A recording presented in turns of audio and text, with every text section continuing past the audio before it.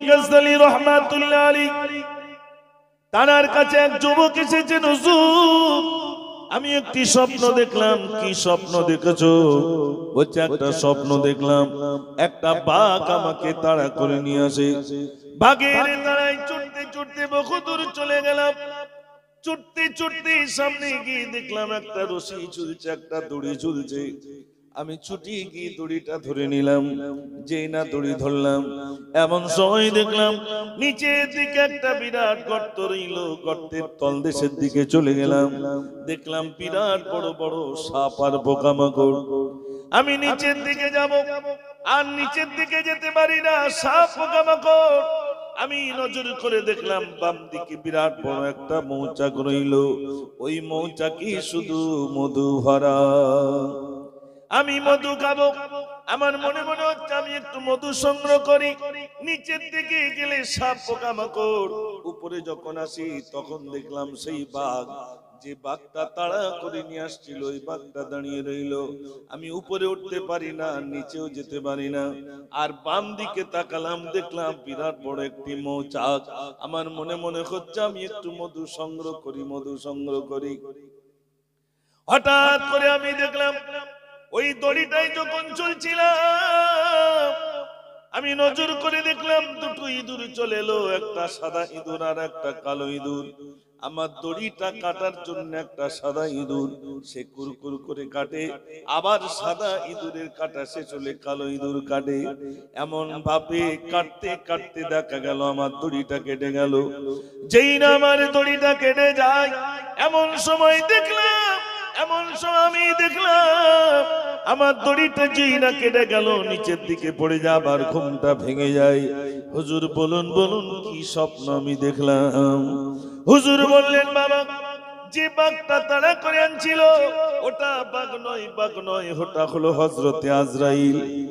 আর তুমি ছুটে গিয়ে ওই দড়িটা ধরেছিলে, ওই দড়িটা অন্য কিছু নয়, ওটাই হলো তোমার হায়াত নামক দড়ি।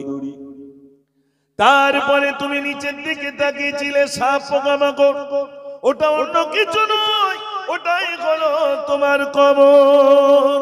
কবর নামক জায়গাটা সাপে পোকামাকড়ে ভর্তি। আর বাম দিকে তাকিয়েছিলে বিরাট বড় একটি মৌচাক, তাতে শুধু মধু ভরা। ওটা অন্য কিছু নয়, ওটা হলো তোমার দুনিয়া। আর তুমি তাকিয়েছিলে একটা সাদা ইঁদুর আর একটা কালো ইঁদুর। সাদা ইঁদুর দড়ি কাটে, কালো ইঁদুর দড়ি কাটে। মানে সাদা ইঁদুর মানে হলো দিন, কালো ইঁদুর মানে হলো রাত। রাত যাই দিন আসে, তোমার হায়াত নামক দড়িটা কাটতে শুরু করে। আমরা এখানে যারা আছি, আমরা সবাই একটা করে দড়িতে ঝুলছিলাম। আমার মা জননী যিনি চলে গেছেন, তার দড়ি কেটে গেছে, মানে হায়াত ফুরিয়ে গেছে। আমরা এখানে যারা আছি প্রত্যেকে একটা করে দড়িতে ঝুলছি। বলুন বলুন, সাদা ইঁদুর আর কালো ইঁদুর আমাদের দড়ি কাটছে না কাটছে না? বলেন, কাটছে। কাটছে কত তার বেঁধে আছে খবর নাই। ও সোনার ভাইয়ের আমার জলসা দিয়েছেন আলহামদুলিল্লাহ। জীবন পরিবর্তন করতে হবে। এই জীবন জীবন নয়, এরপরে অনন্তকাল ধরে থাকতে হবে। এটা 50 বছর 60 বছর, বেশি দিন নয়। ভাইরা আবার বিশ্বাস করুন, আমার মা জননী তিনি চলে গেছেন, আমাদেরকেও যেতে হবে। মসজিদের মুয়াজ্জিন বলে দেবেন অমুক ব্যক্তির অমুক সময় তার জানাজা নামাজ শুরু হয়ে যাবে। অমুকের ছেলে অমুক ইন্তেকাল হয়েছে, অমুকের মেয়ে অমুক ইন্তেকাল হয়েছে, অমুকের স্ত্রী অমুক ইন্তেকাল হয়েছে, তার জানাজা নামাজ হবে। এই কথা বলবে না বলবে না? মা জননী বিদায় হয়েছেন, ওই রকম বিদায় আমাদেরকে হতে হবে, হতে হবে। যেই মানুষ মারা যাবে মনে রাখবেন দুনিয়া চলে যাবে। ও সোনার ভাইরা আমার, দুনিয়াকে বলবেন দুনিয়া কিসের জন্য চলে যাস? দুনিয়া বলবে বোকা তুই আমার জন্য পাগল ছিলি, আমি তোর জন্য পাগল ছিলাম না। দুনিয়া চলে যাবে, দুনিয়া চলে যাবে। ইমাম গাজ্জালী রাহমাতুল্লাহ আলাইহি লিখেছেন, কোন মানুষ যদি 2 হাত দিয়ে পানি তেমনি করে ধরে, পানি থাকবে আঙুলের ভিতরে না পালাবে? জোরে বলে পালাবে, যত জোরে ধরবেন পানি পালিয়ে যাবে, দুনিয়াটা ঠিক তদ্রুপ চলে যাবে। ও সোনার ভাইরা, এটা 50 বছর 60 বছর 70 বছরের বেশি দিন নয়, একদিন আমাকে আপনাকে চলে যাওয়া লাগবে। বাদশা সেকেন্দার তিনিও চলে যাবেন, কিন্তু তারা শিষ্যদেরকে বললেন, আমার শিষ্যরা জানো, আমি একদিন ইন্তেকাল হয়ে যাব। আমার ইন্তেকালের পরে কাপড়ের ভিতর থেকে আমার হাত দুটো বাইরে রেখে দেবে। সবাই জিজ্ঞাসা করলেন, হুজুর কাপড়ের বাইরে হাতটা কেন আপনাকে রাখবো? হুজুর বললেন, বাবা, এই জন্য আমার হাত দুটো বাইরে রাখবে, দুনিয়ার মানুষ যেন আমার হাত থেকে তারা শিক্ষা নেই, আমার এই রাজপ্রাসাদ, আমার এই বিরাট বালাখানা সব আমি ফেলে চলে যাই, দুনিয়ার মানুষ যেন আমার হাত থেকে তারা শিক্ষা নেই। বাদশা সেকেন্দার বিরাট অট্টালিকা কিছুই সঙ্গে নিয়ে যেতে পারি নাই, বরং বাদশা সেকেন্দার খালি হাতে যায়। এটা দেখে জানো দুনিয়ার মানুষ শিক্ষা নেয় যে আমাকেও খালি হাতে যেতে হবে। ভাইরা, কাফনের কাপড় পরিয়ে দেওয়া হবে। যখন কাফনের কাপড় পরানো হবে, ইমাম গাজ্জালি রাহমাতুল্লাহ আলাইহি মুকাশশাফাতুল কুলুব এই গ্রন্থের ভিতরে লিখেছেন, যখন কাফনের কাপড় পরানো হয়, ওই ব্যক্তি বলে, আমার মুখটা একটু খুলে দাও। ভাইরা আমার, ওই মানুষটা বলে, আমার মুখটা একটুখানি খুলে দাও, আমার মুখখানি খুলে দাও, আমার স্বামীর বিবিকে আমি একটুখানি দেখবো, আমার কলিজার টুকরা সন্তানকে আমি একটুখানি দেখবো, আমার এই বিরাট বালাখানা তৈরি করেছিলাম, আমার বালাখানাকে আমি একটুখানি দেখবো, আমার মুখটাকে একটুখানি খুলে দাও। ইমাম সাহেব দড়ি বেঁধে দেবেন। ও সোনার ভাইরা, কাপড়ের কাপড়টা বেঁধে দেবেন, মুখ আর দেখানো হবে না। এবার কাঁধে করে নিয়ে যাওয়া হবে। সবাই কাঁধে করে যখন নিয়ে যাওয়া হবে, তখন উনি বলবেন, আমাকে কোথায় নিয়ে যাও, আমাকে কোথায় নিয়ে যাও, আমার একাকী কোথায় নিয়ে যাও, আমাকে কেন তোমরা নিয়ে যাচ্ছ? আমার সঙ্গে এতগুলো মানুষ যারা বসেছিল তারা কি যাবে না? ওই মহিলারা কি যাবে না? ও সোনার ভাইরা, কেউ গেল না। এবার উনি মনে করবেন, এই পিছনে এতগুলো মানুষ আছে, বুঝি সব আমার সঙ্গে যাবে। সব লাইন দিয়ে যায় না ভাই, সবাই দলবদ্ধ হয়ে যায়, মনে করে এই মানুষগুলো মনে হয় যাবে। ও সোনার ভাইরা আমার, তিনি ভাবেন এই মানুষগুলো যাবে,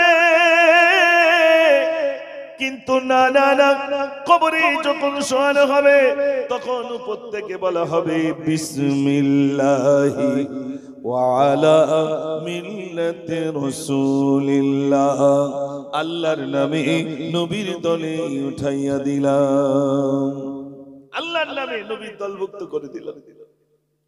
ও সোনার ভাইরা আমার, কবরের ভিতরে দেওয়া হবে, মাটি দেওয়ার পূর্বে বাঁশগুলো দিয়ে দেওয়া হবে। এবার মাটি যখন দেওয়া হবে, তখন বলা হবে, মিনহা খলাকনাকুম, এই মাটি থেকে তোমাকে সৃষ্টি করা হয়েছিল। তারপরে বলবেন, ওয়াফিহা নুঈদুকুম, আবার এই মাটিতে তোমাকে দাফন করে দিলাম। তারপরে বলবেন, ওমিনহা নুখরিজুকুম তারাতান উখরা, আবার এই কবর থেকে, এই মাটি থেকে একদিন তোমাকে তোলা হবে। এটা বলবে না ভাই? মিনহা খলাকনাকুম ওয়া ফিহা নুঈদুকুম ওয়া মিনহা নুখরিজুকুম তারাতান উখরা, আবার এই কবর থেকে তোলা হবে। ও সোনার ভাইরা আমার, কবরে রাখা হবে।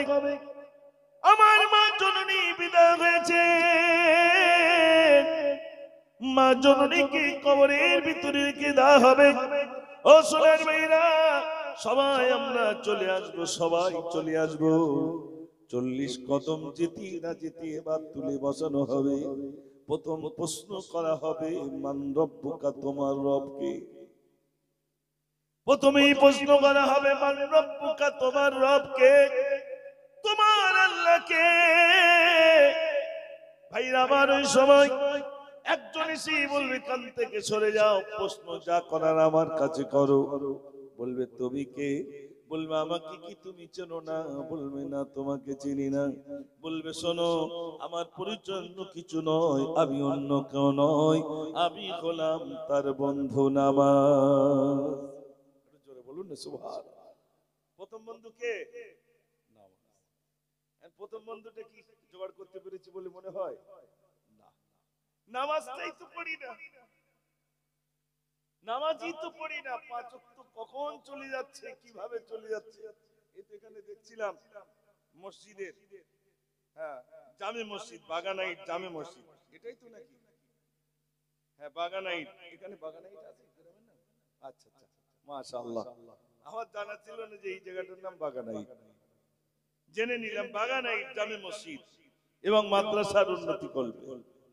মসজিদে যাই কই, মসজিদের মুয়াজ্জিন তো প্রতিদিন 5 বার করে মিলাদ করে। আল্লাহু আকবার, আল্লাহু আকবার, আল্লাহ মহান, আল্লাহ বড়। তারপরে বলে আশহাদু আন লা ইলাহা ইল্লাল্লাহ, আমি সাক্ষী দিতেছি আল্লাহ ছাড়া কোনো মাবুদ নাই। একটু জোরে বলুন না সুবহানাল্লাহ। এতগুলো মানুষ আছে, একটু সুবহানাল্লাহ জোর হবে না? একটু জোরে বলুন না সুবহানাল্লাহ। সুবহানাল্লাহ আমরা জানি না সুবহানাল্লাহ লাভ কি। আচ্ছা আপনাদের দিকে মানুষ মারা গেলে ওই কবরের উপরে খেজুরি পাতা দেয়? দেয়। আচ্ছা যদি বলি কেন দেয়, ওটা আর বলতে পারবো না, কিন্তু দেয় এটা জানি। কেন দেয় এটা জানা নেই। আজ কেন দেয় এটা আপনাদের কাছে বলে যাবো ইনশাআল্লাহ। খেজুরির পাতা কেন দেয়? আগে দেখি একবার তাকবীর দেখি, নারে তাকবীর। আর একটু জোরে দেন, নারে তাকবীর। আজ কি যেন খুশির জোয়ার নেমে এসেছে, আজ কি যেন খুশির জোয়ার নেমে এসেছে। বাগানাইতে যুবকবৃন্দে খুশি এসেছে, আজ কি যেন খুশির জোয়ার নেমে এসেছে, আজ কি যেন খুশির জোয়ার নেমে এসেছে। নারে তাকবীর। আমি বলছিলাম কটা পর্যন্ত হবে? সব যুবকরা বললো হুজুর আমাদের এখানে মাইয়াত হয়ে গেছে, আমরা বেশি রাত পর্যন্ত করব না, ইনশাআল্লাহ হুজুরের পরে আপনি স্বল্প সময় বলি ইনশাআল্লাহ দোয়া করে দেবেন। তাবারুক সব কমপ্লিট হয়ে গেছে। আর যুবক ভাইরা আপনার সামনে বসেন, বসলে আপনারা যেটা চাইছেন আমি সেটা বলবো ইনশাআল্লাহ। তবে বসতে হবে। যদি বসেন তাহলে আমি বেশি গজল শোনাবো, আর যদি না বসেন তাহলে আলোচনাই রাখবো ইনশাআল্লাহ। এই জন্য আপনারা যদি বসেন এই রাত্রে আলহামদুলিল্লাহ আমি কিছু গজল আপনাদের কাছে শোনাবো। তবে তাকবীর জোরে চাই। যদি দেখি তাকবীর খুব জোরে তাহলে মনে করবো শুনবেন, আর যদি আওয়াজ কমে যায় তাহলে মনে করবো শুনবেন না। একবার ভোল্টেজ দেখি, নারে তাকবীর। হ্যাঁ এই তো মোটামুটি জোর হয়েছে। সন্ধ্যাবেলার মতো একটু হবে না? নারে তাকবীর, মাশাআল্লাহ। বলছিলাম সুবহানাল্লাহ আসতে হচ্ছিল। সুবহানাল্লাহ। এই ঝামেলা করিস না, তুই বস, পরে হবে। আচ্ছা হচ্ছে, তুই প্রত্যেকদিন ঝামেলা করে শুনবি। যেখানে জলসায় যাব ও সামনে, ও ঝামেলা করবে প্রত্যেকবারে। চুপ করে বস। হ্যাঁ ভাইরা এইরকম কিছু একটা থাকবে, কিছু করার নেই। কিছু করার আছে বলে? কিছু করারও নাই। আর আমি সেই আসা পর্যন্ত ওখানে গেছো, কোথায় রয়েছে খুঁজেছে, মুজাফফর কোথায় রয়েছে, সেখানে গিয়ে নাস্তা পানি খাওয়া দাওয়া কমপ্লিট করে এসে বুঝেছে। আর দাঁত গুলো সব শেষ করে ফেলেছে। ওই কি গুটখা নাকি, আর বলেছি তো ইয়াকু হুজুর তো পান খায়, ও ফতোয়া শিখে গেছে। হুজুররা যা খায় ও তাই খাবে। যাই হোক আলহামদুলিল্লাহ এসেছে এই রাত্রে। তারপরেও তো আলহামদুলিল্লাহ সে শোনার জন্য আমি শোনাবো। ওকে একটু বসিয়ে রেখেছি, পরে শোনাবো ইনশাআল্লাহ। আমার ভাইরা বলছিলাম আমি গজল অবশ্যই শোনাবো। তো মানুষ ইন্তেকালের পরে, কবরস্থ করার পরে এবার তুলে বসানো হবে। তাহলে প্রথম বন্ধু কি হবে ভাই? একটু জোরে বলেন। নামাজ। আগামীকাল কি বার? শুক্রবার। সমস্ত কাজ আল্লাহ পাক কোরআন পাকের ভিতরে বলছেন ইয়া আইয়ুহাল্লাযীনা আমানু ইযা নুদিয়া লিস-সালাতি মিন ইয়াউমিল জুমআতি ফাসআউ ইলা যিকরিল্লাহ। আল্লাহ আমাদেরকে সম্বোধন করে বলছেন, তোমরা তোমাদের ব্যবসা বাণিজ্য দোকানপাট সব বন্ধ করে সালাতের জন্য, নামাজের জন্য চলে যাও। এটা কার আদেশ ভাই? আল্লাহ। আমরা আগামী কাল সমস্ত কাজ ছেড়ে মসজিদে যাব তো ইনশাআল্লাহ। একটু জোরে বলুন না ইনশাআল্লাহ। আল্লাহ যেন কবুল করেন, সবাই বলুন আমিন। নামাজ নাই। আচ্ছা, আপনাদের গ্রামেও তো হিন্দু ভাই আছে, তপন কাকা নামাজ পড়ে না, আমি নামাজ পড়ি।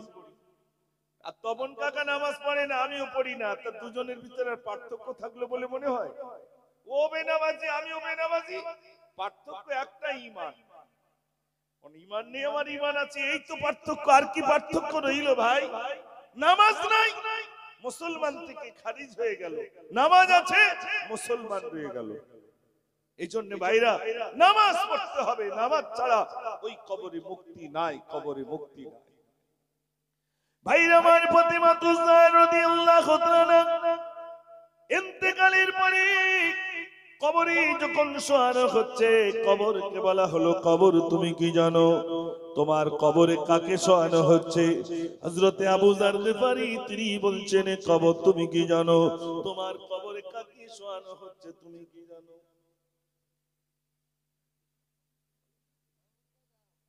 ও শোনেন ভাইরা, হযরতে আবু যার গিফারি তিনি বলছেন, কবর তুমি কি জানো?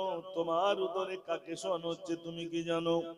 কবর থেকে আওয়াজ আসছে, আমি কাউকে চিনি না, আমি কাউকে চিনি না। কে কেমন আমল করে এসেছে, আমল যদি ভালো করো আমি কবর তোমার সঙ্গে ভালো ব্যবহার করব। আর যদি কবর, তুমি কবর বলছি, তুমি যদি ভালো আমল না করে আসো আমি তোমার সঙ্গে অসৎ ব্যবহার করব। ও সোনার ভাইরা আমার, আমরা যারা এখানে উপস্থিত আছি, বিশ্বাস করুন কবর ছাড়বে না, কবর কাউকে ছাড়বে না, ছাড়বে না। কবরের আযাব এত ভয়াবহ, এত কঠিন, এত কঠিন, এত কঠিন ভাইরা আমার। ও সোনার ভাইরা, আজ এখানে আমরা যারা আছি, ওই কবর কঠিন কবরে আমাকে আপনাকে রেখে আসা হবে, বাঁশবাগানে তলা আমাকে রেখে আসা হবে। সবাই চলে আসবে, সবাই চলে আসবে। কবরের ভিতরে আমাকে আপনাকে গ্রেফতার করে রাখা হবে। ভাইরা আমার, প্রথম এসেই বলবে তুমি কে? আমার প্রথম বন্ধু হবে নামাজ। ও সোনার ভাইরা আমার, নামাজ, নামাজ, নামাজ। বিশ্বনবী সাল্লাল্লাহু আলাইহি ওয়াসাল্লাম অসুস্থ হয়ে গেলেন। আম্মা জান আয়েশাকে বললেন, আয়েশা মসজিদে নবী শরীফে কে ইমামতির আসনে গেলেন? ভাইরা আমার, আম্মা জান বললেন, হযরতে আবু বকর সিদ্দিক রাদিয়াল্লাহু তাআলা গেলেন। আল্লাহর নবী বললেন, আমাকে একটু উঁচু করে ধরো। উঁচু করে ধরলেন।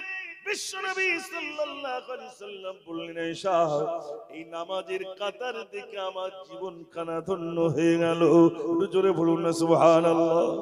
ও সোনার ভাইরা, বিশ্বনবী সাল্লাল্লাহু আলাইহি ওয়াসাল্লাম সারাটা রাত ধরে নামাজ আদায় করতেন। ইমামে আজম আবু হানিফা, আমরা জানার মতের মানুষ, আমরা হলাম ইমামে আজম আবু হানিফা রাহমাতুল্লাহ আলাইহির মতাদর্শের মানুষ।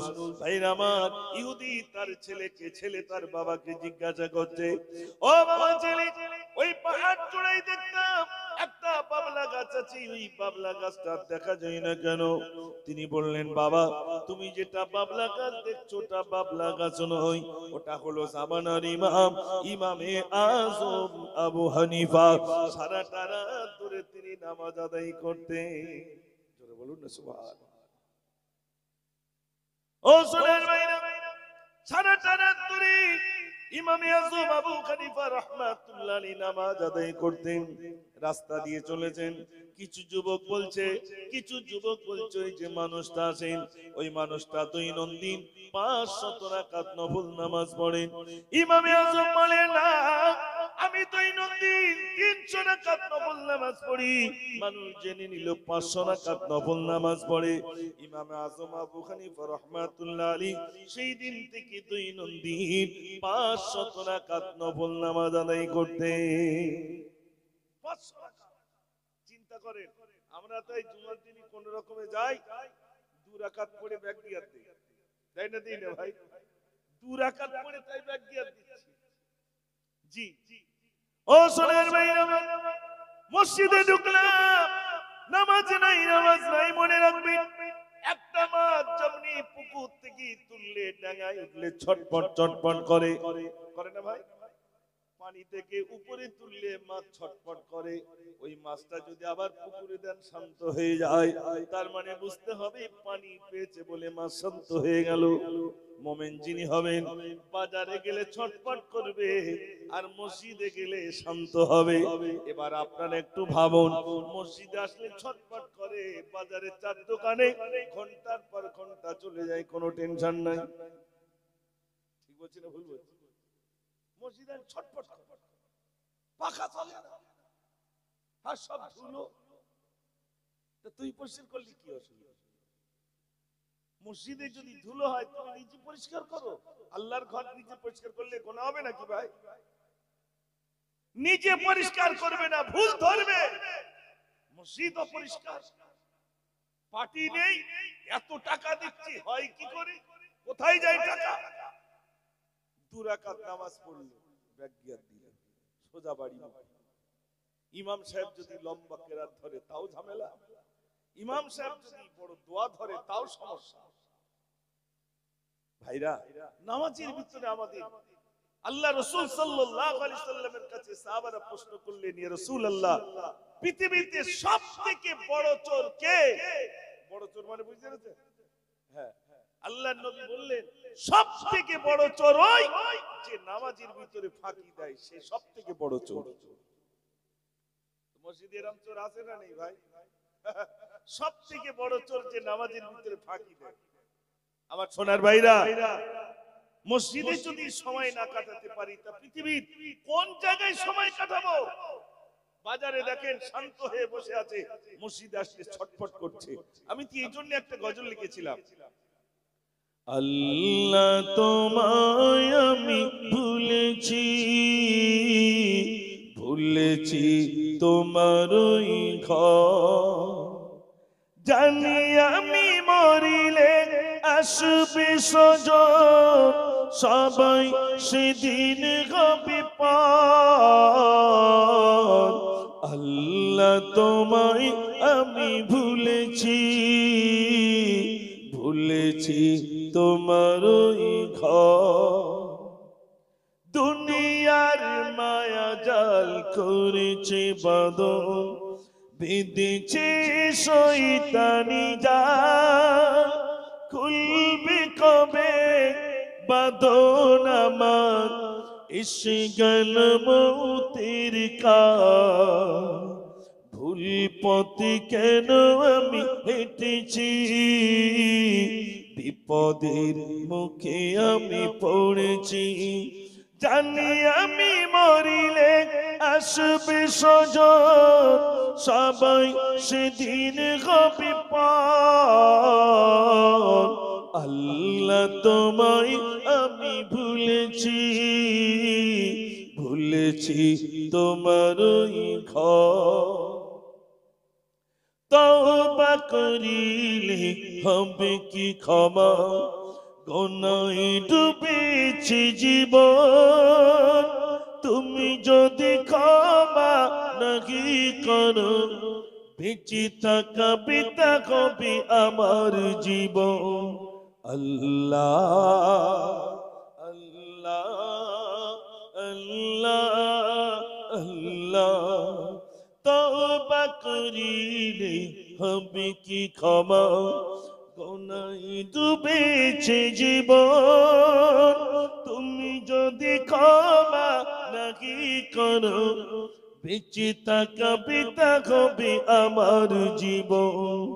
ভুল পথে কেন আমি হেঁটেছি, বিপদের মুখে আমি পড়েছি, জানি আমি মরিলে আসবে সজন, সবাই সেদিন হবে পার।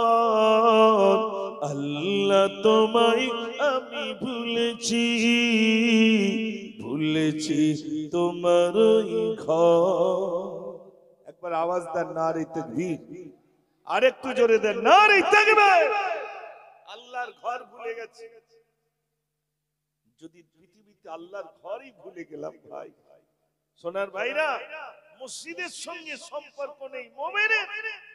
যিনি মুমিন হবে তার সম্পর্ক থাকবে মসজিদের সঙ্গে।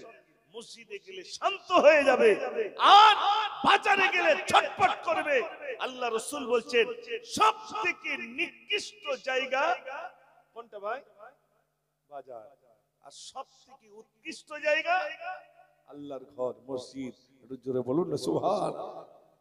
আমার সোনার ভাইরা, এখন অনেক যুবক ভাইরা আছে, একটা যুবক যদি নামাজ পড়েন আর একটা যুবককে ডেকে নিয়ে যাবেন, জীবনে এই ব্যবসাটা একটু করেন, একটা যুবককে টেনে টুনে মসজিদ পর্যন্ত নিয়ে যান, যিনি মসজিদে যান না, নামাজ পড়েন না, ওই রকম একটা যুবককে বন্ধুরূপে মসজিদে নিয়ে যান। এ দেখেন না, নাম শুনেছেন বাদশা সুলতান মাহমুদ, বিরাট বড় বাদশা, এরকম সিংহাসন, বিরাট সিংহাসন, প্রতিদিন তার কাছে বিচার আচার হয় দরবারে। বাদশা আপনার যখন চিন্তা করছে, বাদশা মাহমুদ চিন্তা করছে যে আমি এই রাত হয়ে গেছে, একটু রাস্তার দিকে যাই। তো সুলতান মাহমুদ রাস্তার দিকে গেলেন, অন্ধকারের ভিতরে একটু বাগান মতো অন্ধকারের দিকে গেলেন, দেখলেন চারজন অন্ধকারে লুকিয়ে দাঁড়িয়ে রয়েছে। চারজন বলছে কি গো, চুরি করতে এসেছো? সুলতান মাহমুদ বলছে সর্বনাশ, আমি একটা বাদশা, ওরা কি আমার চিনলো না? আর রাতে কি চেনা যায় ভাই? লোক চেনা যায় না। চারজন বলছে কি গো, চুরি করতে এসেছো? সুলতান মাহমুদ বলছে আচ্ছা আমি নাই চুরি করতে এসেছি, তোমরা কি করতে এসেছো? বলছে আমরাও চুরি করতে এসেছি। শোনো, তুমি একা চুরি করলে ধরা খাবে, আর আমরা চারজন চুরি করতে এসেছি, আমরা ধরা খাবো না। বলছে তাহলে কি করা যায়? বলে এসো একসঙ্গে চুরি করি। এই চারজন আর সুলতান মাহমুদ কজন হলো ভাই? পাঁচজন একসঙ্গে চুরি করবে। সুলতান মাহমুদ জিজ্ঞাসা করছে আচ্ছা আমি যে তোমাদের সঙ্গে চুরি করব, তোমাদের কি কি কাজ জানা আছে বলো? একজন বলছে আমার কাজ হলো কোন বাড়িতে যদি তালা লাগানো থাকে হাততালি দেবো, তালা খুলে যাবে। হাততালি দিলে তালা খুলে যাবে। বলছে দ্বিতীয় জনকে জিজ্ঞেস করছে তুমি কি কাজ জানো? বলছে আমার কাজ হলো ওই বাড়িতে যদি কুকুর থাকে, কুকুর যদি ঘেউ ঘেউ করে, কুকুরের ভাষা আমি বুঝি। বাবা তা তো ডেঞ্জারের চোর। বলছে হ্যাঁ। তৃতীয় জনকে জিজ্ঞেস করছে তুমি কি কাজ জানো? বলছে আমার কাজ হলো কোন বাড়িতে কি মালমাত্তা আছে, ওই বাড়ির পাশে গিয়ে এরকম নিঃশেষ নবতী বলে দেবো ঘরের ভিতরে কি আছে। চতুর্থ জনকে জিজ্ঞেস করছে তুমি কি কাজ জানো? বলছে আমার কাজ হলো রাতের অন্ধকারে আমি যাকে দেখি দিনের বেলা চিনতে পারি। চারজনের কোয়ালিফিকেশন দেখেন। চারজন বলছে আচ্ছা তোমার সঙ্গে, তুমি যে আমাদের সঙ্গে চুরি করবে, তোমার কি কাজ জানা আছে? বলছে আমার কাজ হলো আমি যদি বাম দিকে ঘাড় কাত করি সোজা বসিরহাট জেল, আর যদি ডান দিকে ঘাড় কাত করি জেল থেকে সোজা বাড়ি চলে আসবে। তোমার মতো লোক দরকার, আমরা চুরি করব, ধরা খাবো, তুই বাড়ি বসে ঘাড় কাত করবে, আমরা সব চলে আসবো। পাঁচজন চুরি করতে যাবে। কার বাড়িতে চুরি করতে যাওয়া যায়? পাঁচজন তারা মিটিং করলো কার বাড়িতে চুরি করা যায়। একজন নাকে শোকা নাকে শুকে আসলো, নাকে শুকে এসে বলছে একটা ঘর আছে। বলছে কার ঘর? বলছে ওটা হলো বাদশা সুলতান মাহমুদের ঘর। সঙ্গে কি আছে ভাই? বাদশা আছে, সুলতান মাহমুদ। কিন্তু এই নাকে শোকাটা শুকে এসে বলছে বাদশা সুলতান মাহমুদের বাড়ি চলো চুরি করতে যাই। চুরি করতে যাচ্ছে, গিয়ে দেখছে বিরাট বড় একটি গেট। গিয়ে হাততালি দিল, সে হাততালি দেওয়া, হাততালি যেই দিয়েছে তালা খুলে গেল। ভিতর থেকে একটা কুকুর ঘেউ ঘেউ করতে করতে আসছে। তখন ওই কুকুর ভাষা যে বোঝে ওকে জিজ্ঞেস করছে কুকুর কি বলে? বলে কুকুর বলছে বাদশা সুলতান মাহমুদের কুটুম এসেছে, বসার জায়গা দাও। বসার জায়গা দাও? ভিতরে ঢুকে কি সর্বনাশ করি তাই দেখ। আচ্ছা সুলতান মাহমুদ ঠিক ওই যে কুকুরের যে ভাষা বোঝে, কুকুরটা ঠিক বলেছে না ভুল বলেছে ভাই? একটু জোরে বলে। ঠিক বলেছে, সঙ্গে বাদশার মেহমান রয়েছে তাই কুকুর ঠিক বললো। ভিতরে গিয়ে নাকে শোকাটা বোঝায় এই ঘরে হীরা আছে, বোঝা কর। বোঝাই তৈরি করছে, প্যাকেট তৈরি করছে। আর এই ঘরটায় রূপো আছে, বোঝা তৈরি কর। সব প্যাকেট তৈরি হয়ে গেল, বস্তা ভর্তি হয়ে গেল। সুলতান মাহমুদ বলছে অগোচরে সব গ্রেফতার কর। সৈন্যদেরকে বলে গ্রেফতার কর, সব গ্রেফতার হয়ে গেল।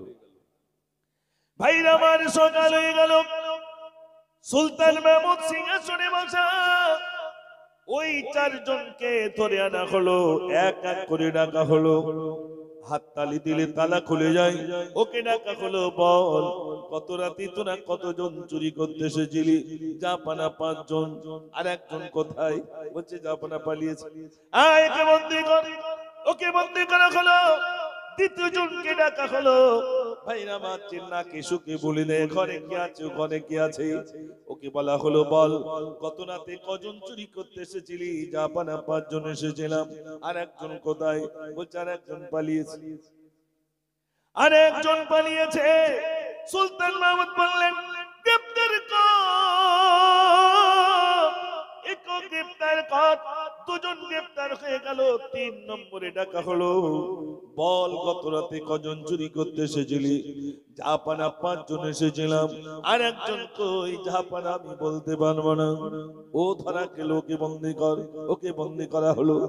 ও সোনার ভাইরা, 4th নম্বরে যে রাতের অন্ধকারে যাকে যাকে দিনের বেলা চিনতে পারে, ওকে ডাকা হলো, বল গত রাতে কজন চুরি করতে এসেছিলি? ও মিসমিস করে হাসছে। জাপানা আমি কি সত্য কথা বলবো বলে বল। বলছে জাপানা 5 জন এসেছিলাম। আর একজন কোথায়? বলছে আর একজন আজকে যিনি বিচারক, যিনি আমাদের বিচার করছেন, উনি কিন্তু আমার সঙ্গে আমাদের সঙ্গে চুরি করতে গিয়েছিলেন। তুই কি করে বললি? জাপানা আমার একটা রোগ আছে, ওই আমি রাতে যার দেখি দিনের বেলা চিনতে পারি। বলছো রাতে দেখলে দিনের বেলা চিনতে পারিস? তখন বাদশা সুলতান মাহমুদ দুঃখ পেয়ে গেলিস, তাহলে আমি চোর হয়ে গেলাম। সুলতান মাহমুদ এবার দুঃখ করে বলছেন, আহারে, নিজের সিংহাসন ছেড়ে অসৎ মানুষের সঙ্গে চোরের সঙ্গে মিশেছিলাম আধা ঘন্টা, তাই আমি চোর হয়ে গেলাম। চোরের সঙ্গে আধা ঘন্টা মিশে যদি চোর হয়ে যায়, ওই আধা ঘন্টা যদি কোনো নামাজি ব্যক্তির সঙ্গে মিশতাম, নিশ্চয়ই আমি একজন নামাজি বেনে যেতাম। একটু জোরে বলুন না সুবহানাল্লাহ। সুলতান মাহমুদ তিনি বোঝাতে চেয়েছেন, আধা ঘন্টা চোরের সঙ্গে মিশে যদি আমি চোর হয়ে যাই, ও সোনার ভাইরা, একজন মদখোরের সঙ্গে যদি মেশেন, নিশ্চয়ই আপনি মদ খাওয়া ছাড়া অন্য কিছু শিখবেন না, তাই তো নাকি? আপনি বলুন। সুলতান মাহমুদ বলছেন, যদি আমি চোরের সঙ্গে আধা ঘন্টা মিশে যদি আমি চোর হয়ে যাই, ওই নামাজি ব্যক্তির সঙ্গে যদি আমি আধা ঘন্টা মিশতাম, নিশ্চয়ই আমি একজন নামাজি বেনে যেতাম। একটু জোরে বলুন না সুবহানাল্লাহ। ও সোনার ভাইরা, আগামী কাল থেকে কার সঙ্গে মিশবেন, এরকম একটা লোক আপনাকে নিযুক্ত করতে হবে। আমি কোন মানুষের সঙ্গে মিশবো? বেনামাজির সঙ্গে না নামাজির সঙ্গে? কার সঙ্গে মিশতে চাইবেন লোকটা ঠিক করতে হবে। কার সঙ্গে মিশলে আমি আল্লাহকে পাবো, ঠিক কিনা ভাই? কার সঙ্গে মিশলে আমার রবকে আমি পাবো, প্রভুকে পাবো, আল্লাহকে পাবো, সেই মানুষটাকে খোঁজ করতে হবে। এমনি বলছিলাম যে প্রতাপপুরে যাবেন, হুজুরের কাছে যাবেন, মানুষ আল্লাহকে পাওয়ার জন্য আল্লাহর ওলিদের দ্বারস্থ হন, তানাদের হাতে বায়াত গ্রহণ করে, যাতে করে মহান রবকে পাওয়া যায়, তার জন্য তালাশ করেছেন, খুঁজেছেন, তবেই মহান রবকে পেয়েছেন। জোরে বলুন না সুবহানাল্লাহ। মির্জা হুজুর পীর কিবলা রাহমাতুল্লাহ আলাইহি জিজ্ঞাসা করা হয়েছিল, বিরাট কবরস্থান, হুজুরকে জিজ্ঞাসা করা হয়েছিল, হুজুর এই বিরাট কবরস্থানের ভিতরে কোন দিকটা কবর আছে আর কোন দিকটা নাই, আমরা কেউ নির্ণয় করতে পারছি না, শত শত বছর পূর্বের এই কবরস্থান, হুজুর একটু বলে দেন। হুজুর কিছুক্ষণ কাশ্মের ভিতরে গেলেন, কাশ্মের ভিতর থেকেই বললেন, বাবা এই দিকটা কবর আছে আর এই দিকটা কবর নাই। একটু জোরে বলুন না সুবহানাল্লাহ। এই চোখটা শোনেন, আমিও নেমে যাব, আপনারা আমাকে টাকা দেবেন। হুজুর কেবলা নেমে যাচ্ছেন, সবাই ছুটছেন, হুজুর টাকা নিলেন না, হুজুর টাকা নিলেন না। হুজুর বললেন, বাবা আমি টাকা দেব না। কেন? না বাবা, যে টাকাটা দিচ্ছ টাকাটা হলো সুদের টাকা, আমি মুজাফফর টাকা চিনতে পারবো ভাই? একটু জোরে বলেন। হুজুর কেবলা টাকা চিনে ফেলেছিলেন, কোনটা সুদের টাকা, কোনটা হালাল টাকা, কোনটা হারাম টাকা, আল্লাহ তাআলাদের সেই চোখটা দিয়ে দিয়েছিলেন। একটু জোরে বলুন না সুবহানাল্লাহ। ওই চোখটা অত সহজে হয় না, অত সহজে নয়। এই জন্য নামাজ কবুলিয়াতের, নামাজ কবুল হওয়ার একটি মাধ্যম রইল হালাল খাওয়া। খাওয়ার ভিতরে একটি ফরজ আছে, কি? সেটা হলো তাহকিক করে খাওয়া, বুঝে সুঝে খাওয়া। আন্দাজে গলা পর্যন্ত খেয়ে নিলাম না, কোন ইবাদত কবুল হবে না। কবুল হওয়ার জন্য খাদ্যটা সঠিক হওয়া চাই। আপনি পিপে বাজার থেকে চিংড়ি মাছ কিনে দিয়েছেন, একটু পালং শাক কিনে দিলেন, কি একটু লাল শাক কিনে দিলেন, বাড়িতে গিয়ে আপনি চিংড়ি মাছ আর লাল শাক দিয়ে বেশ চচ্চড়ি কি ভাজি করে খাবে। বাড়িতে দুপুরবেলা দেখলেন চিংড়ি মাছের বদলে কাতলা মাছের একটা মাথা দিয়েছে, তা আপনি জিজ্ঞাসা করবেন না যে বিবি এই মাছটা কোথায় পেলে? আমি তো দিয়েছিলাম চিংড়ি মাছ। না, খাওয়া শুরু করতে হবে, জিজ্ঞেস করতে হবে তো নাকি ভাই? ওই জিজ্ঞেস করাটা মানে তাহকিক করে খাওয়া। এখন বিবি যদি বলে সে আমাদের পুকুরে মাছ ধরছিলাম, হঠাৎ দেখলাম যে পাশের পুকুরে ওদের পুকুরে ওই মাছটা ভাসছিল, তাই বলি মরে যাবে, তাই তুলে এনে রান্না করেছি। ওই মাছটা আমার আপনার জন্য খাওয়া হালাল না হারাম? একটু জোরে বলে। এইটাই তাহকিক করে খাওয়া, এটার নাম হলো ফরজ। আমি যে খাদ্যটা খাবো বুঝে সুঝে খাবো, এটা হালাল না হারাম, তাহকিক করে খাওয়া। খাওয়ার ভিতরে একটাই ফরজ, সেটা হলো তাহকিক করে খাওয়া। আমার সোনার ভাইরা, ইবাদতের কবুল হওয়ার একটি শর্ত, সেটা হলো তাহকিক করে খাওয়া। খাওয়া যদি ভালো হয় ইবাদত কবুল হবে। জোরে বলুন না সুবহানাল্লাহ। খাওয়া যদি বিগড়ে যায় ইবাদত বিগড়ে যাবে, সমস্ত আমলগুলো বিগড়ে যাবে। এজন্য শর্ত হলো ইবাদত কবুল হওয়ার জন্য আমার নিজেকে জবান হেফাজত রাখতে হবে। যা পাবো ইচ্ছামতো হলারে দিয়ে দিলাম না, ও তো দিলি এখন পেশাই হবে, হবে না ভাই? ও দিলি পেশাই শুরু হয়ে যাবে, কিন্তু তার থেকে যে রক্তগুলো হবে সব তো বেহালালি হয়ে যাবে ভাই। এই জন্য আমি আপনাদের কাছে বলবো, সুন্দর মেহফিল আপনার ইন্তজাম করেছেন, রাত বেশি হবে না। বলতে বলতে আলহামদুলিল্লাহ 12:30 হয়ে গেল। আমি খুব বেশি সময় লম্বা চওড়া আলোচনা রাখবো না। আপনার যদি কষ্ট হয় আগে একটু দেখে নি, যদি দেখি আওয়াজ খুব জোর তাহলে মনে করবো কষ্ট হচ্ছে না, আর আওয়াজ যদি কমে যায় তাহলে মনে করবো কষ্ট হচ্ছে। একটু দেখি আওয়াজ দেখি নারে তাকবীর। হ্যাঁ, বোঝা যাচ্ছে আলহামদুলিল্লাহ যে হুজুর ইতি করে দেন। আলহামদুলিল্লাহ। ও ভাই, আমি ইতি করব, একটু বলি। আমরা যারা উপস্থিত হয়েছি আজ থেকে একটু নিয়ত করি না যে ইনশাআল্লাহ নামাজ পড়বো। একটু বলুন না ইনশাআল্লাহ। আল্লাহ যেন কবুল করেন, সবাই বলুন আমিন। নামাজি হন, কেননা বাপ চাচারা তানারও চাইছেন আমাদের ছেলেরা নামাজি হয়ে যাবে, ঠিক কি না বলে? আমাদের ছেলেরা নামাজি হয়ে যাবে। মিলাদ শোনার অভাব নেই, কিন্তু মসজিদে গিয়ে দেখেন মুয়াজ্জিন আর ইমাম সাহেব ছাড়া লোক নেই। আর আমরা সবাই বলছি তোমরা ভাতার টাকা পাচ্ছ, তুমি নামাজ পড়ো, তুমি মুয়াজ্জিনিগিরি করো। এই দুজন পাওয়া যাচ্ছে। এদিন একটা জলসায় গেছি, ইমাম সাহেব বলছেন হুজুর আমি ছাড়া আর কেউ নেই, মুয়াজ্জিন আর ইমাম সাহেব ছাড়া কেউ নেই মসজিদে। আর ঝড় বাদলা হলে তরকার খুঁজে পাওয়া যাবে না, লোক নেই মসজিদে। কেন নেই? মসজিদ যদি পাশে থাকে আর মুয়াজ্জিনের আজান শুনে যদি মসজিদে না যান, হযরত ওমর ফারুক রাদিয়াল্লাহু তাআলা তিনি রেগে গিয়ে বলছেন যারা আজান শুনে মসজিদে আসে না, আমার ইচ্ছা হয় তাদের ঘরগুলো আগুন দিয়ে জ্বালিয়ে দিয়ে পুড়িয়ে দিই, এটা আমার ইচ্ছা হয়। কিন্তু ছোট্ট ছোট্ট বাচ্চাগুলো রয়েছে বলে আমি ওমর এই কাজটা করতে পারি না, নইলে এই বাড়িগুলো জ্বালিয়ে দিতাম যারা মসজিদের আজান শুনে মসজিদে আসে না।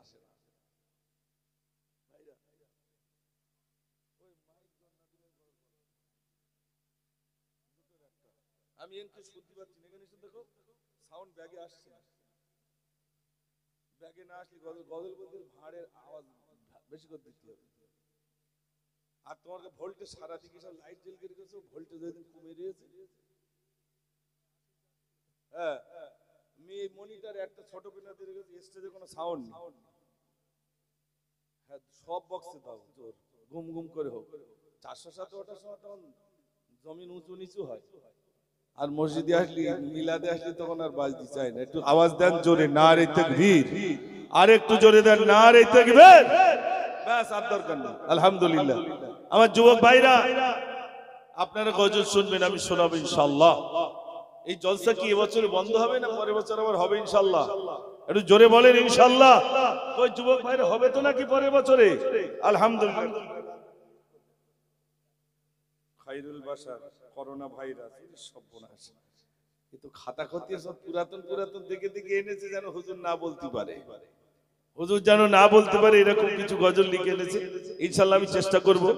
ছিলাম আমি আপনার সেই হাসনাবাদের ওখানে সৈয়দপুর সোদপুরে আর কি, ছোট হুজুরির ওখানে।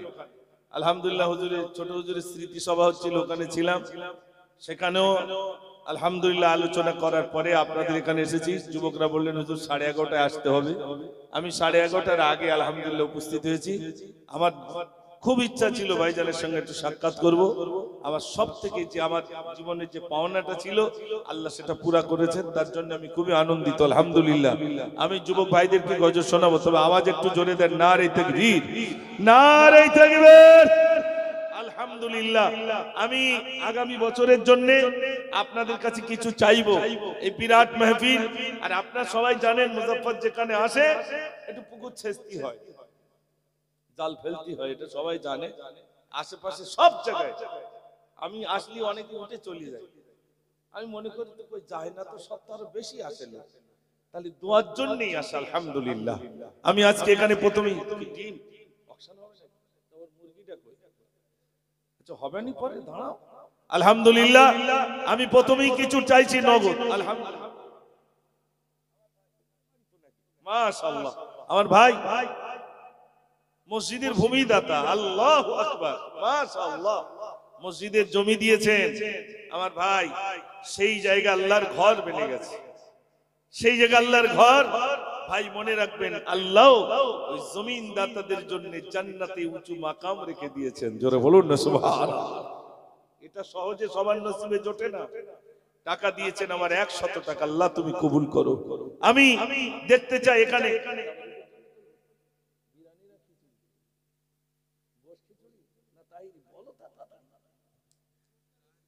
তাহিরি, তাহিরি হবে মাশাআল্লাহ। আর খিচুড়ি চলে না, ওল্ড মডেল, তাহিরি হবে ইনশাআল্লাহ। একটু বলেন 25 কেজি বস্তা একজনকে দেবেন, আজ বস্তায় বস্তায় গজল হবে ইনশাআল্লাহ। যুবক ভাইরা, আপনাদের এখানকার অনেক যুবক ভাইরা বাবাজিরা দূরে দূরে কাজ করেন। আমি জানি আপনাদের কাছে আমি প্রথমেই চেয়েছি 1 বস্তা চাল। কে আছেন একটু হাত তুলে বলুন যে আমার মায়ের নামে আমি 1 বস্তা চাল দেব। ওই যে মা জননী চলে গেছেন, এরকম আমাদেরকেও যেতে হবে। অনেকের মা চলে গেছে, একটু বলেন। মুরগি রাখেন, আজকে হয়তো রাত হবে তো মুরগি বিক্রি করে তার বাড়ি যাব। আলহামদুলিল্লাহ, রাখেন। একটু বলেন কোন ভাই আছেন বলেন 1 বস্তা চাল, একটু বলেন। বেঁধে রাখেন। কই 1 বস্তা চাল?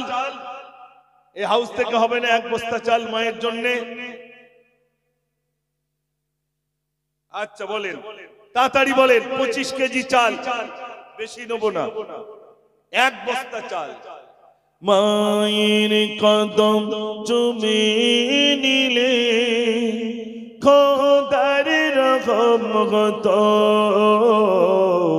মায়ের কদম চুমে নিলে খোদার রহম কত, ফুলের সুবাস যতই দাগ হবে না মায়ের মতো, মায়ের কদম চুমে নিলে খোদার রহম কত।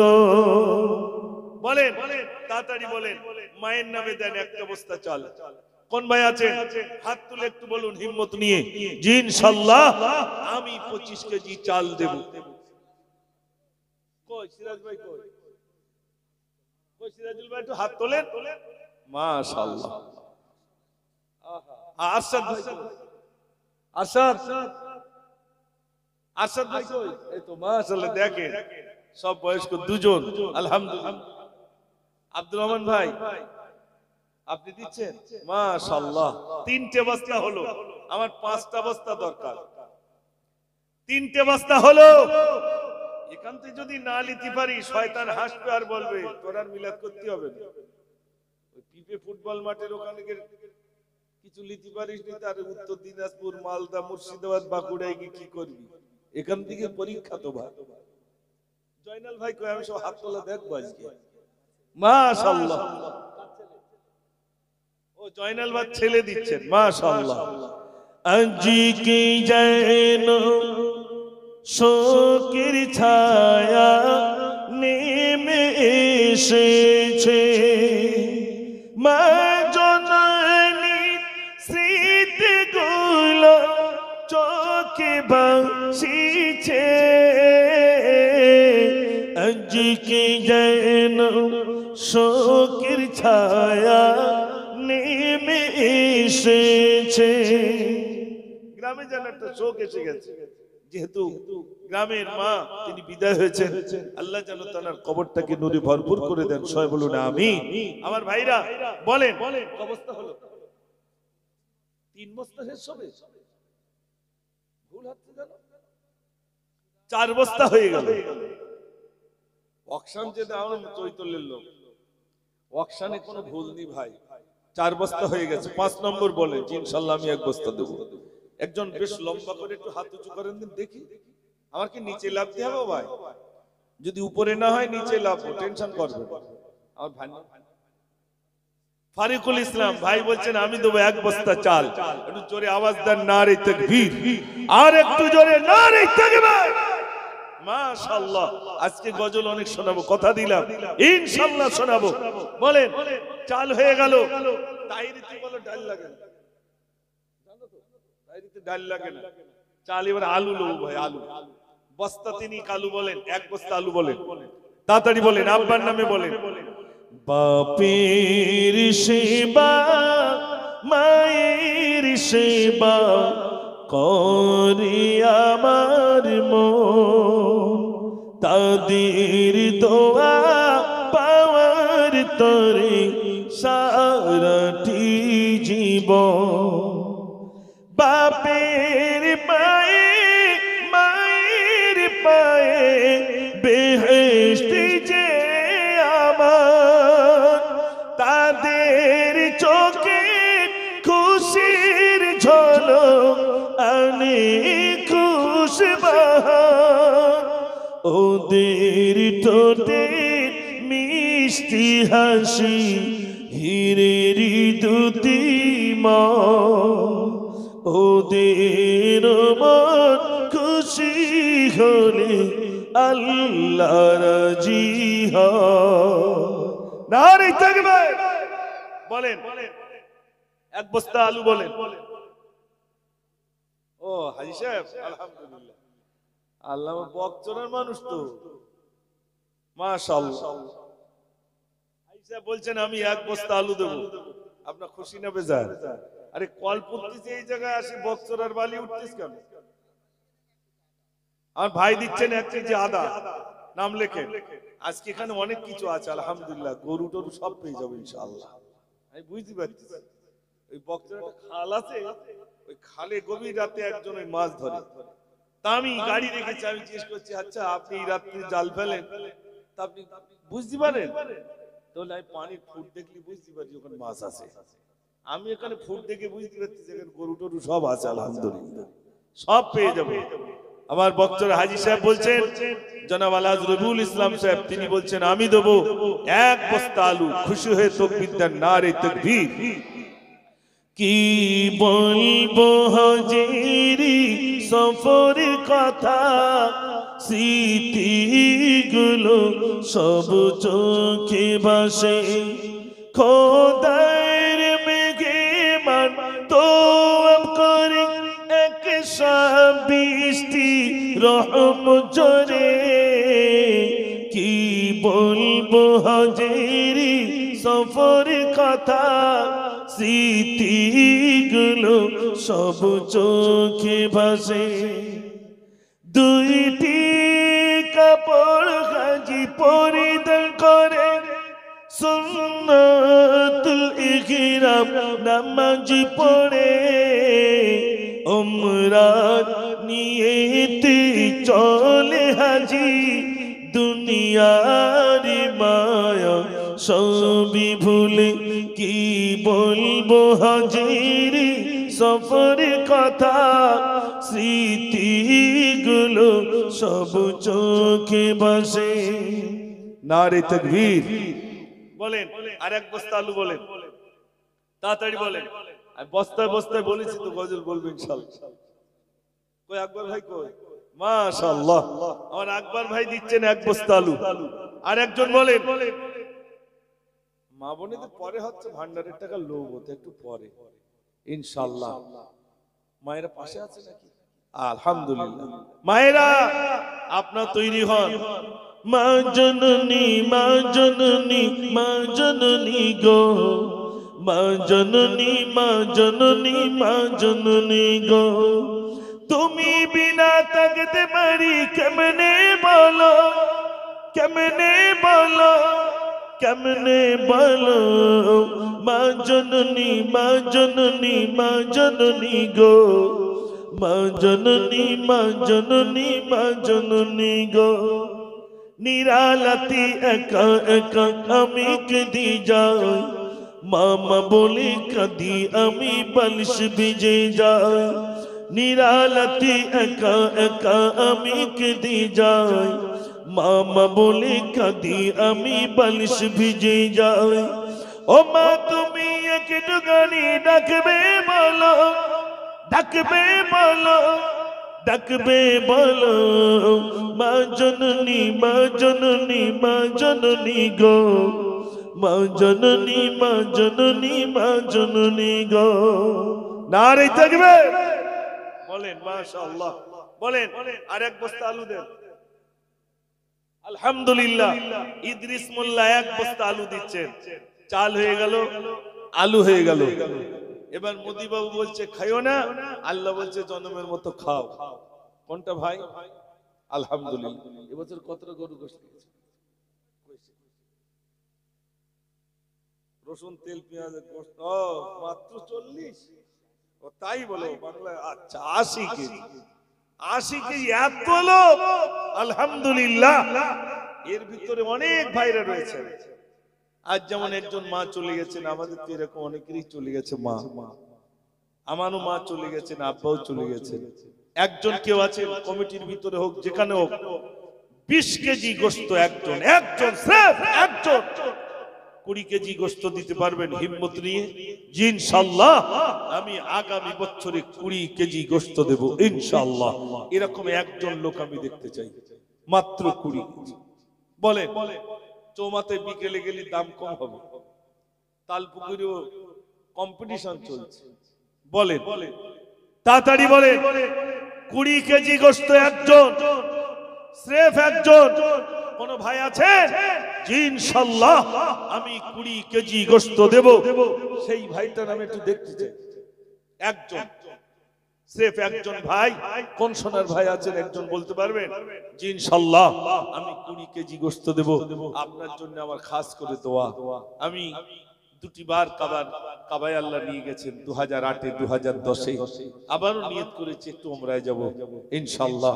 আমি যদি যাই আপনার নামটা আমি কাবা ধরে বলবো, আল্লাহ অমুক গায়ে বাড়ি, তোমার বান্দা কাছে চেয়েছিলাম, তোমার বান্দা দিয়েছে আল্লাহ।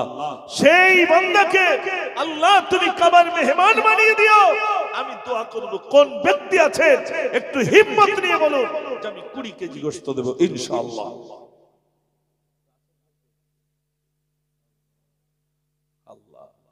আর আরশাদ ভাই বলছেন এর আগে চাল দিয়েছেন, আবার বলছেন। আরশাদ ভাই সব থেকে বড় লোক নাকি ভাই? এখানে বোঝা যায় কারা বড় লোক আর কারা গরিব। আরশাদ ভাই বলছে আমি 20 কেজি গোশত দেব। খুশি হয়ে একটু তাকবীর দেন দিন। নারে তাকবীর।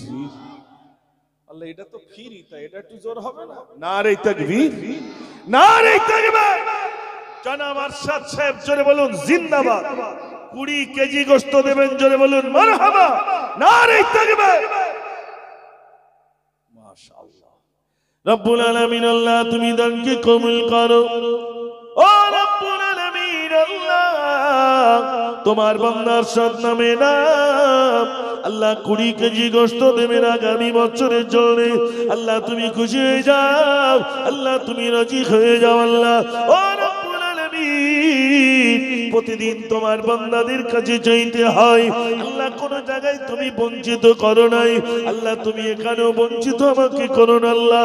তোমার বান্দাদের কাছে তাবারুকের জন্য কিছু গোশত চাইলাম আল্লাহ, তোমার বান্দা দিয়ে দিল আল্লাহ। মায়ের মুরব্বি যা বিদায় হয়ে গেছেন আল্লাহ, এই সবটুকু তাদের পৌঁছে দিও, কবরটাকে জান্নাতের বাগান বানিয়ে দিও। সবাই বলুন আমিন। নারে তাকবীর।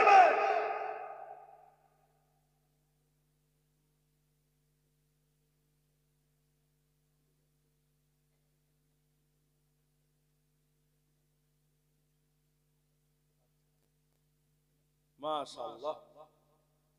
আল্লাহ, এতে কি আছে বলুন তো ভাই?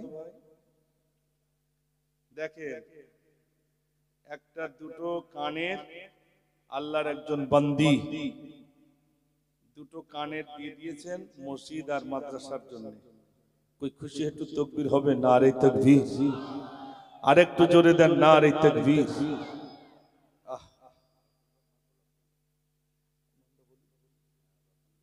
আমার রওশন ভাইয়ের আম্মা জান, আচ্ছা আচ্ছা, ও আচ্ছা,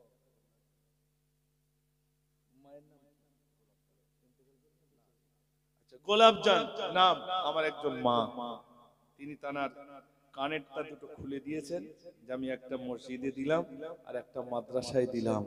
একটু খুশি হয়ে তাকবীর দেন, নারে তাকবীর। আর একটু জোরে দেন, নারে তাকবীর। সোনা দিয়ে দিয়েছেন, কানেরটা দিয়ে দিয়েছেন। আমার মায়েরা দেখেন, থাকলে মায়ের কানে ভাগ হতে হতো না ভাই, কিন্তু দিয়ে দিয়েছেন একটা মাদ্রাসা আর একটা মসজিদে। ওগো রব্বুল আলামিন আল্লাহ, আল্লাহ তুমি খুশি হয়ে যাও, আল্লাহ তুমি রাজি হয়ে যাও, আমার ওই মা জননীর উপরে তুমি রাজি হয়ে যাও। ও রব্বুল আলামিন আল্লাহ, নিজের কানেরটা দিয়ে দিলেন আল্লাহ। সম্পদ বলতে আল্লাহ মায়েরা যেগুলো কানে রেখে দেয়, ও রব্বুল আলামিন আল্লাহ, আমার ওই মা জননী দুটো কানের দিয়ে দিয়েছেন আল্লাহ। আল্লাহ তুমি সুখে রেখো, শান্তিতে রেখো। ও রব্বুল আলামিন, দুনিয়ায় যতদিন রাখবে আল্লাহ, ইসলামের উপরে তুমি ইস্তেকামাত রেখে দিও। সবাই বলুন আমিন। যা দুনিয়া থেকে বিদায় হয়ে গেল আল্লাহ, এই সবটুকু তাদের বকশিশ করো, কবরগুলোকে জান্নাতের বাগিচা বানিয়ে দিও। সবাই বলুন আমিন। নারে তাকবীর। মাশাআল্লাহ। দেখেন, কতটা পর্যন্ত দিয়ে দিয়েছে। এখান থেকে শিক্ষা নেওয়া দরকার। আমার মা, আল্লাহ আজকের দিনে আমার মা যেভাবে আমার হাতে এই সোনাগুলো দিয়ে দিয়েছে, আল্লাহ আল্লাহ তোমার ওই বান্দিকে তুমি কাবার মেহমান বানিয়ে দিও আল্লাহ। যেমনি ভাবে মসজিদ আর মাদ্রাসার জন্য নিজের কানেরটা দিয়ে দিয়েছে আল্লাহ, যে সম্মান প্রদর্শন করেছে আল্লাহ, কাল কিয়ামতের দিন আল্লাহ তুমি তাকে সম্মানিত করো। সবাই বলুন আমিন। আমার ভাইরা, সত্যি আমি আনন্দ পাচ্ছি আপনাদের এখানে এসে, আমি সত্যি আনন্দিত। আলহামদুলিল্লাহ, আল্লাহ তুমি কবুল করো। আমার একজন ভাই 20 কেজি গোশত দিয়েছেন, আর একজন ভাই আছেন 10 কেজি দেবেন। 10 কেজি, ওটা একটু 30 করে দেন ভাই। কে আছে 10টা কেজি গোশত দেন? কোন ভাই বলেছেন বলুন, হিম্মত নিয়ে বলুন যে আমি 10 কেজি গোশত দেব ইনশাআল্লাহ। কোন ভাই রয়েছেন বলুন, কোন ভাই রয়েছেন বলুন? 10টা কেজি। আর যুবক ভাইদের করতে সব কত? যুবক কমিটি কতজন আছে? নাম বলেন না, কতজন হতে পারে? মাত্র 20 জন। অনেক যুবক তো আলহামদুলিল্লাহ। 20 জন যুবক ভাইরা, আপনার একটু নাম লেখান, ইনশাআল্লাহ আমরা 2000 করে দেবো কি 1000 করে দেবো, অন্তত 1000 টাকা করে নাম লেখান। এখানে অনেক ভাইরা রয়েছেন, বলুন আব্বার নামে মায়ের নামে একটু দেন, 10টা কেজি গোশত দেন।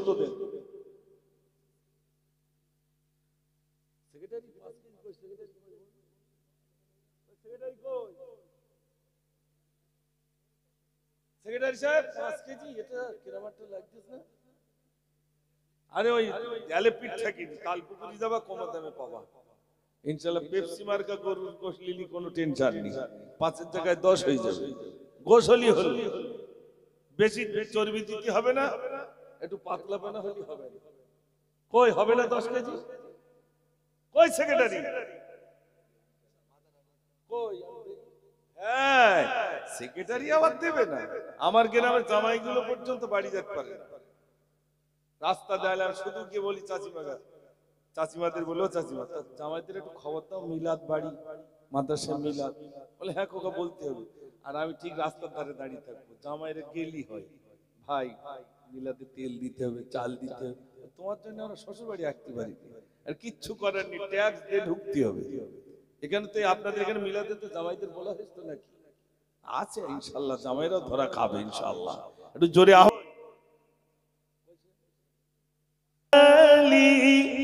নবীর নন্দিনী খাতুনে জান্নাত ফাতেমা জননী পাপতাপনাশিনী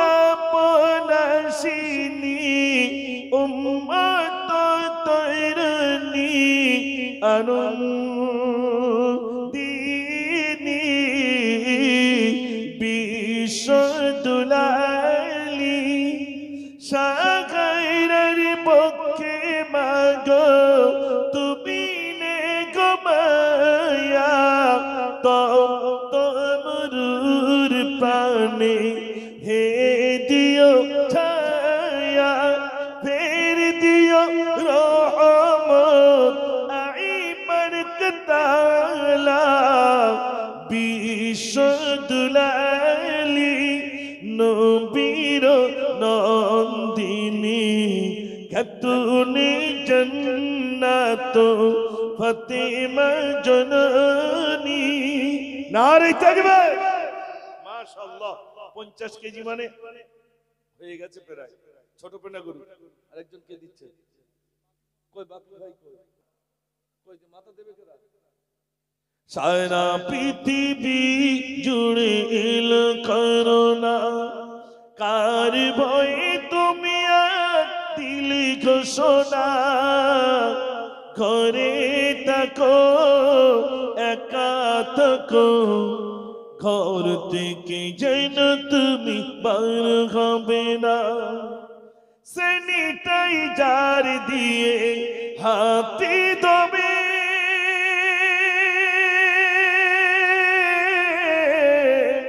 মাস্ক পরিধান করে বাহিরে যাবে। সচেতন কেন তুমি হতে পারো না, সরকারি আইন কেন মানো না, করোনা